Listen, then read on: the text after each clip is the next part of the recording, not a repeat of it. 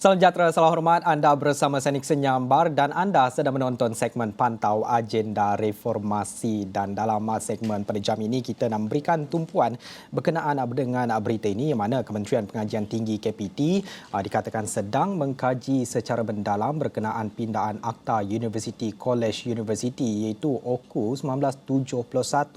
Menurut Menterinya Datuk Seri Muhammad Khalid Nordin, ketika ini KPT dalam fasa untuk memperhalusi setiap fasal di bawah akta berkenaan.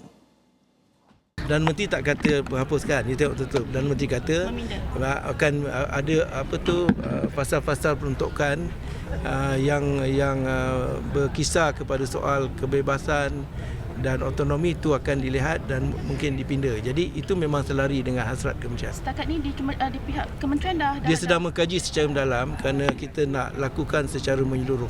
Bukannya piecemeal satu persatu. Jadi nak tengok secara menyeluruh apa lagi nak pindah.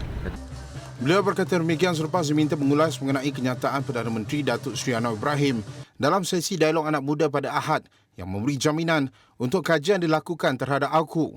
Muhammad Khalid ditemui media dalam sidang media selepas menyaksikan pertukaran memorandum perjanjian MOA antara Universiti Putra Malaysia UPM dan Farm Fresh Berhad di Pusat Edu Tourism di sini pada Isnin.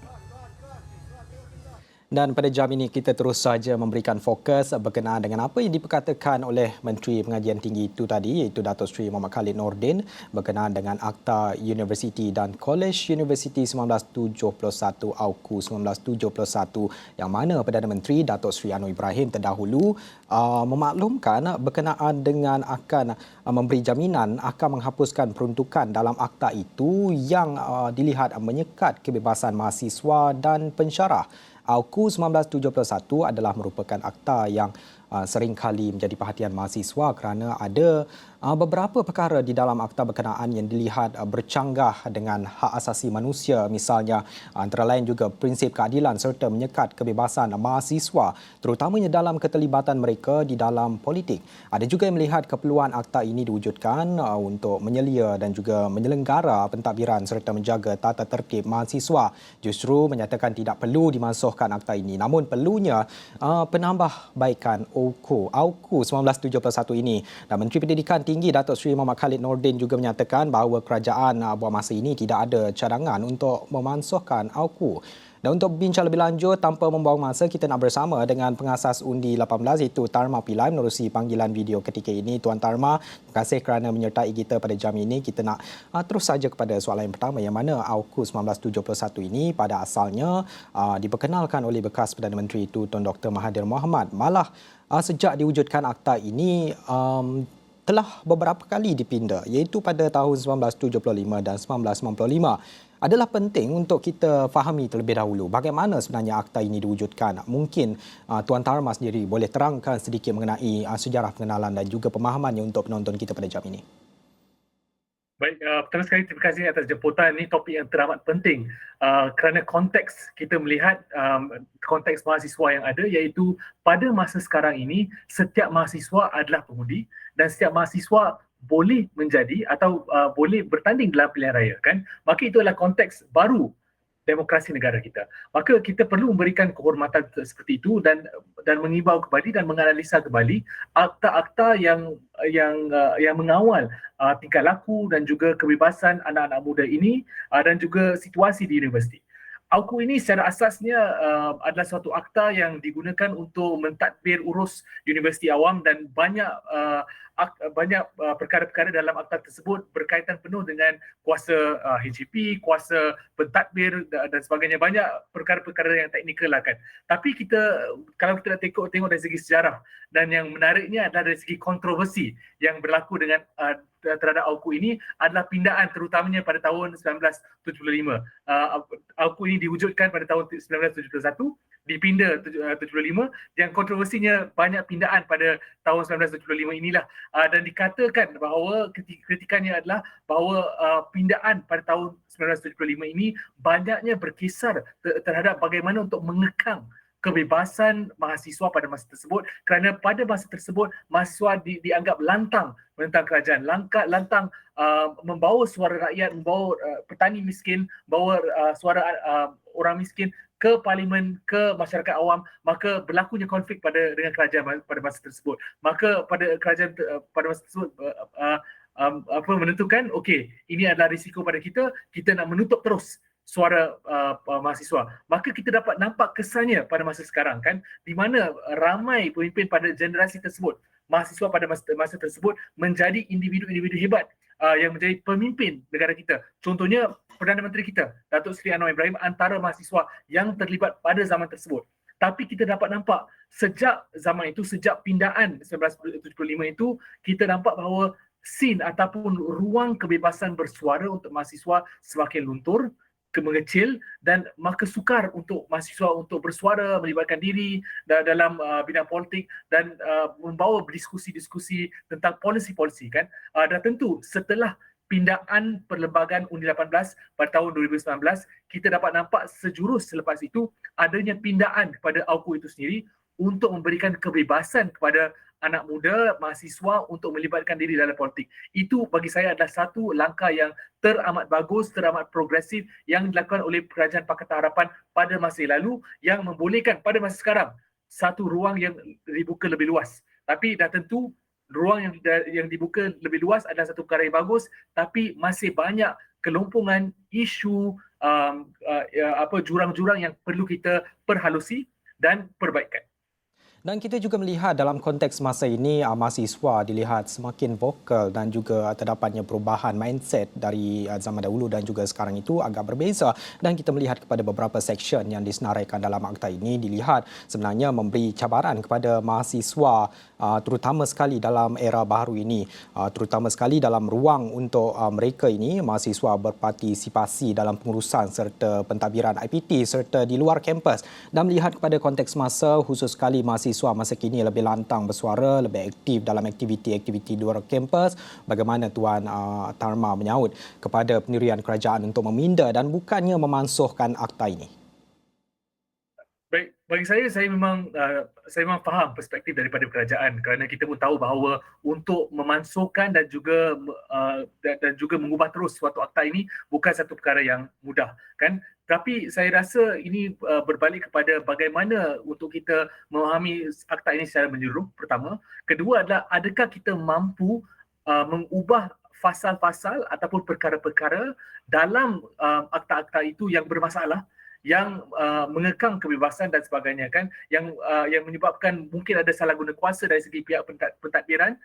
Bagaimana untuk kita keluarkan dengan terus kan, pertama. Kedua adalah adakah lebih mudah untuk kita buat semua perkara ini untuk pindah satu persatu, ataupun adakah lebih elok untuk kita fikirkan cara baru untuk bawa akta yang baru. Saya rasa itu adalah mentaliti yang ada. Dan ketiga, satu lagi perkara yang kita juga perlu fikirkan adalah AUKU ini hanya adalah salah satu akta untuk mengawal pendidikan tinggi. Masih ada dua lagi akta, iaitu Akta 155 dari segi untuk pendidikan tinggi, Akta Institusi Pendidikan Tinggi Swasta 1996, iaitu Akta 555, dan juga Akta Institusi Pelajaran Tata Tertib 1976, iaitu Akta 174. Maka kalau kita tengok secara menyeluruh, ada permintaan daripada mahasiswa, daripada rakyat, daripada aktivis pendidikan untuk mengatakan kenapa kita perlu ada 3 akta yang berasingan untuk mengawal sistem pendidikan tinggi, padahal mungkin bukankah lebih elok untuk kita selarikan, kita samaratakan, kita bawa bersama. Itu adalah antara perkara-perkara yang perlu dipertimbangkan kalau kita nak cakap tentang perdebatan antara pindaan berbanding dengan mansuh terus kan. Dan tentu kita boleh tengok dua perkara inilah. Dan kalau kita nak bercakap berkenaan dengan pindaan kepada AUKU 1971 ini, kalau kita teliti dan juga kita perincikan sedikit apa yang terkandung dalam AUKU 1971 ini, bahagian yang menyentuh terus kepada mahasiswa dikatakan di sini adalah bahagian 2 perkara 15, perkara 16 dan juga perkara 48 yang dalam akta itu berkaitan secara langsung dengan mahasiswa dan secara amnya dikatakan menyekat tindakan ataupun suara mahasiswa di peringkat universiti itu sendiri dan seterusnya di peringkat luar kampus itu. Kalau kita nak meneliti kepada perkara ini secara jelas, mungkin apa yang perlu diperhalusi dan juga diteliti, dan mungkin ada contoh yang terbaik dapat diimplementasi oleh kerajaan untuk memastikan akta ini menjadi akta yang berguna dan juga dapat diterima di peringkat universiti, bukan sahaja buat mahasiswa tetapi juga peringkat tertinggi universiti dan juga kerajaan itu sendiri. Baik, terima kasih. Ada 3 perkara atau 3 paras yang saya nak bawa untuk kita pertimbangkan kan, dari segi apa yang perlu diubah dan apa isu-isu yang ada kan. Pertama kita tengok dari segi mahasiswa itu sendirilah kan. Dah tentu kita ada pindaan sebelum ini untuk berikan hak untuk mahasiswa untuk melibatkan diri dalam parti politik yang tidak ada sebelum ini kan. Tapi adakah itu cukup bebas? Saya rasa tidak. Kerana kita dapat nampak bahawa dalam pentadbiran yang lepas masih wujud kuasa oleh pihak KPM atau Kementerian KPT, Kementerian Pengajian Tinggi, untuk meletakkan tata cara baru tanpa melalui parlimen ya, kepada mahasiswa untuk bila-bila masa. Saya pun ada draft yang dibawa oleh Menteri YB Menteri yang lepas, Datuk Nuraini, di mana beliau ingin untuk mengawal tata cara berpolitik dalam kampus itu sendiri kan. Maka ini tidak perlu melalui parlimen, tapi wujudnya kuasa oleh KPT untuk melakukan penambahan tata cara itu bawah kuasa AUKU. Itu pertama. Kalau tengok dari segi mahasiswa juga, kuasa untuk student union ataupun kesatuan pelajar adalah dihadkan. Contohnya student union tidak boleh mendapatkan dana, student union masih perlu melakukan reporting kepada HCP dan sebagainya kan. Maka ini mungkin antara isu-isu yang masih wujud dalam kalangan atau dalam sektor mahasiswa itu sendiri yang masih boleh diperbaikkan untuk jangka masa yang hadapan. Tapi kita juga tengok dari segi pensyarah. Kalau kita tengok dari segi pensyarah, saya rasa lagi bermasalah kerana pada masa sekarang pensyarah dalam universiti, dalam peringkat pengajian tinggi tidak ada kuasa untuk bersuara. Kalau katakan ada isu tadbir urus yang bermasalah, kalau isu politik yang mereka ingin bawa, kalau ada isu kontroversi yang mereka ingin perjuangkan, mereka tidak ada kuasa untuk bersuara kerana mereka di bawah kuasa AUKU ini kan. Maka kalau kita tengok di luar negara dan juga sejarah negara kita dapat nampak bahawa ramai guru-guru dan juga golongan pensyarah menjadi penggerak demokrasi, penggerak masyarakat yang teramat berpengaruh kalau kita tengok sejarah negara kita dan juga sejarah dunia. Maka kita rasa kehilanganlah kalau kita tidak kembalikan hak kepada pensyarah-pensyarah untuk mereka bebas bersuara, bebas bercakap dan bebas berdebat tentang isu-isu rakyat. Dan ketiga yang saya ingin bawa adalah bagaimana pentadbiran universiti itu sendiri kan. Kalau kita fikir bawah AUKU, siapa yang dapat berlantik Vice Chancellor dan sebagainya universiti adalah pihak KPT, iaitu menteri. Dan dari segi Vice Chancellor, beliau pula melantik semua dekan-dekan universiti, dan juga dari segi siapa lembaga pengarah pengurusan universiti juga dilantik oleh KPT. Maka ini adalah pengaruh secara terus oleh pihak KPT kepada pentadbiran universiti. Maka adakah kita boleh cakap dengan jelas bahawa suatu universiti itu adalah bebas daripada campur tangan politik kalau kita ada sistem yang sebegini?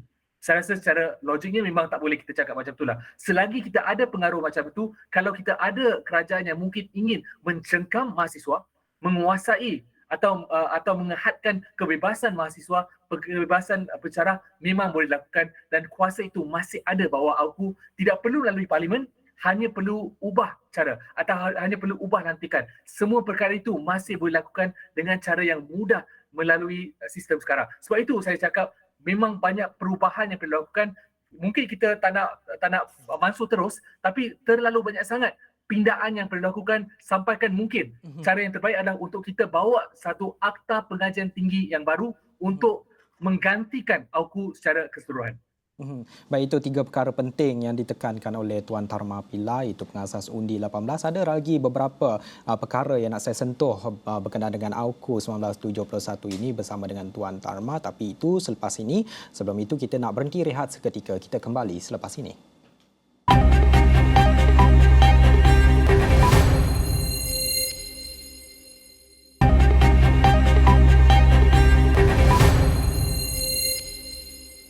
Baik, bertemu semula. Kita masih lagi nak meneruskan perbincangan dengan Tuan Tharma Pillai, itu pengasas Undi 18. Iaitu kita bercakap berkenaan dengan AUKU 1971 yang dikatakan oleh Perdana Menteri Datuk Seri Anwar Ibrahim sebelum ini, yang mana beliau memberi jaminan bahawa beberapa perkara akan dipinda dalam menjamin kebebasan ataupun menjaga kesejahteraan mahasiswa di peringkat universiti itu sendiri, bukan sahaja mahasiswa tetapi juga dalam kalangan pensyarah. Dan kalau kita nak lihat beberapa perkara yang disentuh oleh Tuan Tarma sebentar tadi, kita juga nak melihat sekiranya berlaku pindaan dalam melibatkan beberapa seksyen dalam akta ini, adakah ianya dapat menjamin keseimbangan kepada pengurusan universiti dan juga dalam kalangan mahasiswa itu sendiri di masa akan datang. Dan tadi jika Tuan juga ada menyentuh berkenaan dengan pindaan AUKU ini sudah 2 kali dilakukan, berkenaan dengan kontroversinya beberapa perkara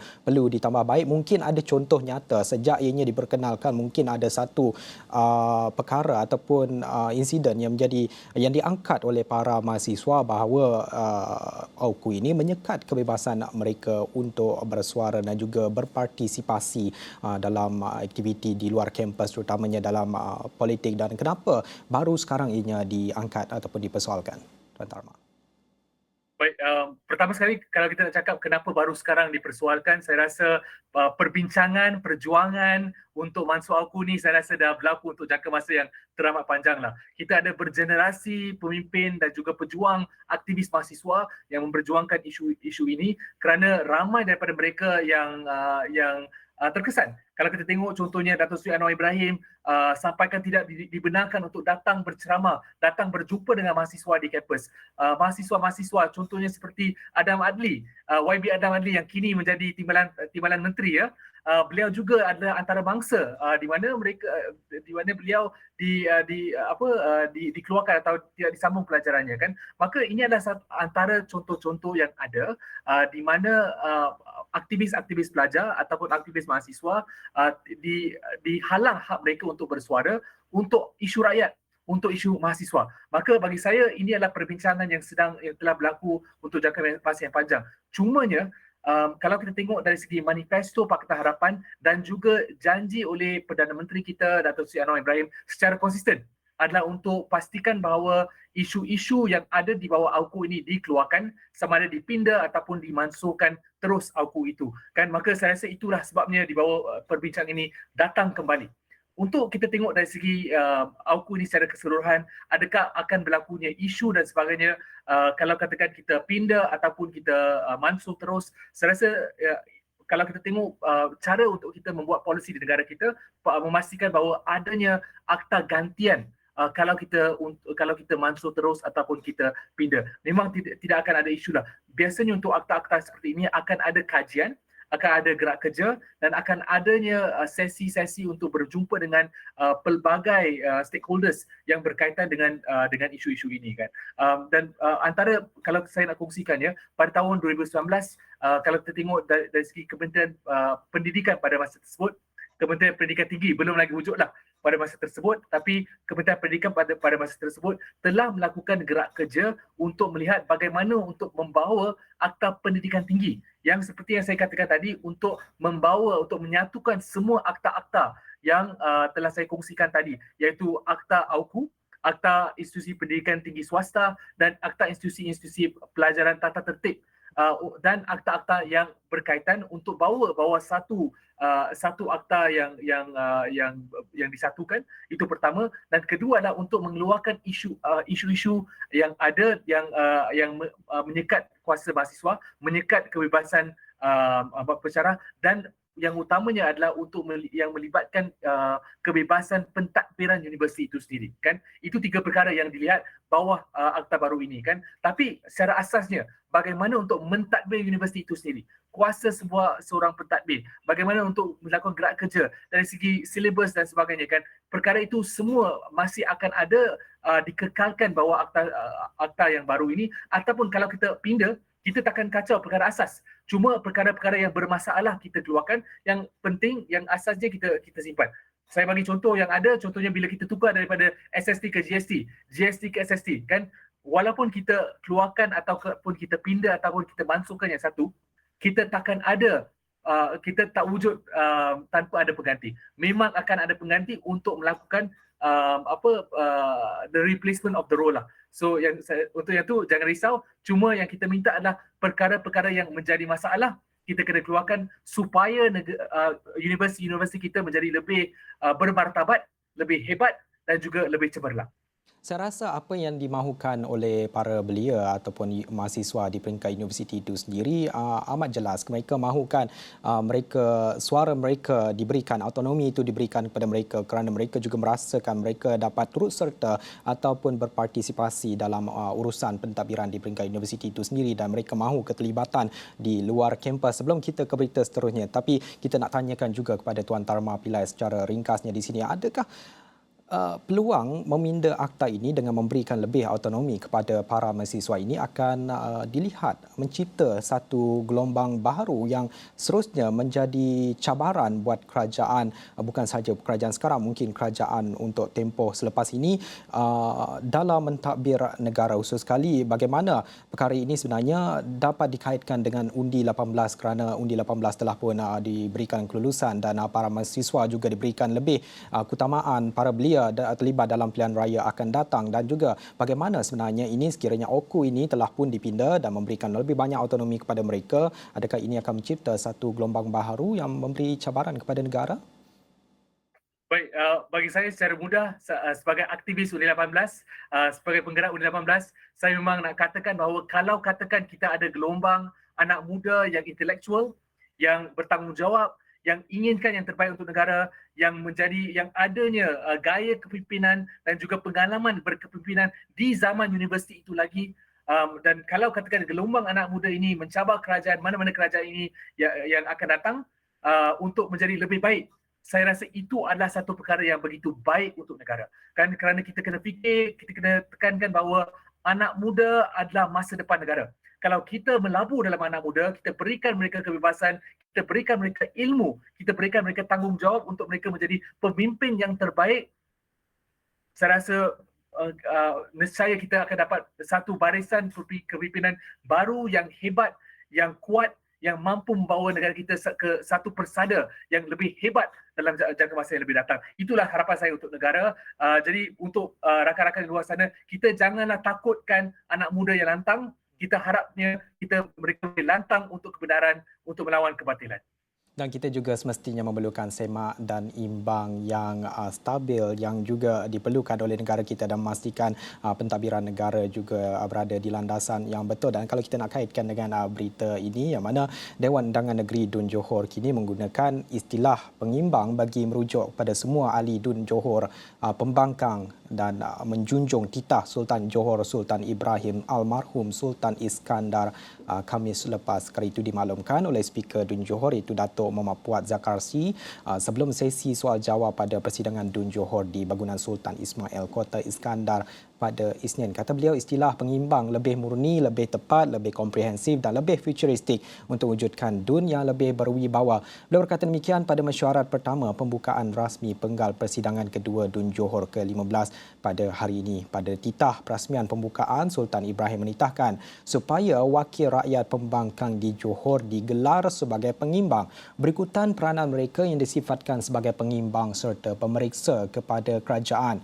Menurut Sultan Johor, gelaran pembangkang yang diberikan kepada ahli dewan di pihak bukan kerajaan sebagai kurang sesuai kerana peranan mereka bukanlah hanya membangkang segala cadangan kerajaan semata-mata. Baginda bertitah mereka turut bertanggungjawab untuk menjadi pengimbang dan pemeriksa terhadap tindakan kerajaan supaya tidak berbuat sesuka hati. Dan kita masih lagi nak teruskan dengan Tuan Tharma Pillai, itu pengasas undi 18. Kita nak minta reaksi Tuan Tharma berkenaan dengan terma menggunakan terma pengimbang dan bukannya pembangkang. Bagaimana Tuan Tharma melihat kepada inisiatif ini dan mungkin perkara ini dirasakan dapat dilaksanakan ataupun diimplementasikan di peringkat kerajaan persekutuan itu sendiri dan bukan sahaja di Dun Johor itu, Tuan Tharma? Ya, baik. Bagi saya memang rasa itu satu konsep yang menarik lah kan. Saya ada dua reaksi lah. Pertama adalah dalam demokrasi kita jangan takut dengan membangkang kan. Kita janganlah hanya melihat bahawa demokrasi itu kita hanya perlu bersetuju kan. Kadang-kadang kalau ada nak rencah dan rentak demokrasi itu kadang-kadang kena pedas sikit lah kan. Jadi bagi saya tak salah kalau kita nak mengekalkan dengan pembangkang. Tapi reaksi kedua adalah kalau kita tengok dari segi konteks Johor itu sendiri, di mana salah satu perkara yang baik yang dilakukan oleh pihak kerajaan negeri Johor adalah untuk memastikan bahawa bukan saja mereka menukar terma, tapi mereka juga memberikan peruntukan yang sama rata dalam undang-undang antara pihak adun kerajaan dan juga adun pengimbang. Ya, saya rasa ini adalah satu perkara yang baik dan saya harap negeri-negeri lain dan juga pada peringkat persekutuan boleh mengikut tauladan yang dibuat oleh negeri Johor kan. Jadi bagi saya yang lebih penting dari berbanding dengan terma pengimbang melawan pembangkang ini adalah apa falsafah di sebaliknya kan, bagaimana untuk kita pastikan bahawa wujudnya satu platform ataupun rasa hormat yang sama antara dua-dua pihak ini, dan kita mengambil kira dua pihak ini adalah suatu pihak yang penting yang membawa suara rakyat untuk dibawa untuk mencipta satu polisi yang baik. Dan ketiga yang saya nak tambah adalah satu perkara yang menarik adalah bahawa Sultan Ibrahim ini bakal menjadi YDPA kita yang baru pada dalam jangka masa yang terdekat ini kan. Maka bagi saya kalau kita tengok kalau baginda membawa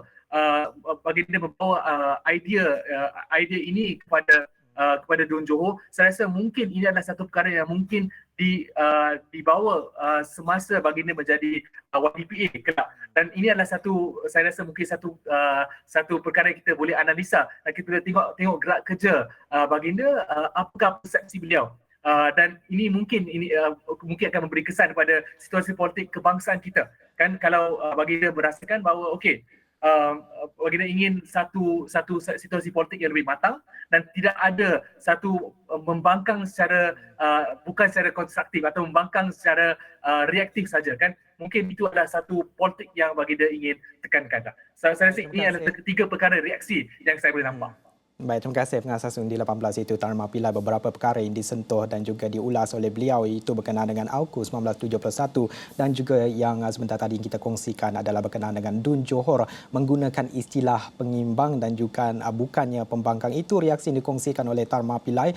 Saya kira itu sahaja masa yang kita ada untuk segmen ini. Saya Nixon Nyambar, salam hormat, kita jumpa lagi.